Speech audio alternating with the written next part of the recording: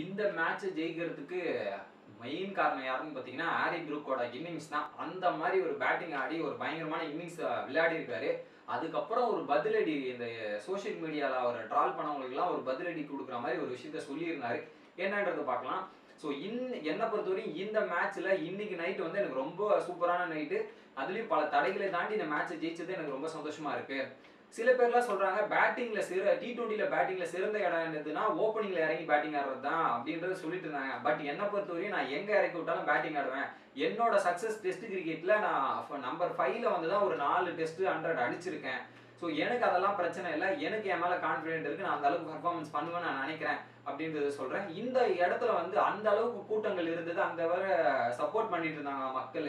அதனாலேயே என்னமோ எனக்கு நிறைய ப்ரெஷர் இருந்தது. என் மேலேயே நிறைய ப்ரெஷர் போட்டுக்கிட்டு அந்த கேம் விளையாடிட்டு இருந்தேன். எனிவே இந்த மேட்ச் இந்த 100 அடிச்சது எனக்கு ஒரு பக்கம் சந்தோஷமா இருந்தாலும், ஸோ இதை கொஞ்சம் 2-3 நாளைக்கு பின்னாடி போய் பார்க்கும்போது பார்த்தீங்கன்னா நிறைய பேர் வந்து என்ன ட்ரால் பண்ணிட்டு இருந்தாங்க சோஷியல் மீடியாவில். ரப்பீஷ்னா குப்பை தொட்டி இந்த மாதிரி பல விஷயங்களை சொல்லிட்டு இருந்தாங்க எனக்கு.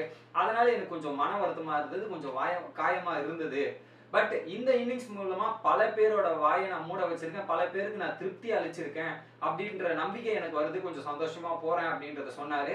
ஸோ சில பேர்லாம் சொன்னதுக்கு நான் என்னுடைய நேர்மை மூலமா நான் பதில் அளிச்சிருக்கேன். ஸோ நான் வந்து நேர்மையா தான் விளையாடுறேன். என்னால் முடிஞ்சதை நான் கொடுக்குறேன் அப்படின்றது என்னோட இன்னைக்கு இன்னிங்ஸ்ல பேட்டிங்ஸ் மூலியமாவும் என்னோட நேர்மை மூலியமாவும் அவங்களுக்கு பதிலடிக்கு கொடுக்குறேன் அப்படின்ற மாதிரி சொல்லியிருந்தாரு.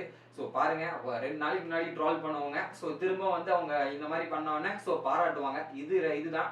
ஸோ அந்த டிராயிங்ல வந்து எப்படி பண்ணணும் அப்படின்றது இது ஒரு மேட்சுங்க. ஸோ அந்த மேட்சுக்காக பர்சனல் இது எல்லாத்தையும் எடுத்துட்டு போய் பேசுறது மிகப்பெரிய தப்பு. அவரும் நம்மள மாதிரி ஒரு மனுஷன் தான். ஸோ நீங்க என்ன நினைக்கிறீங்க அவர் சொன்னதை பத்தி அப்படின்றத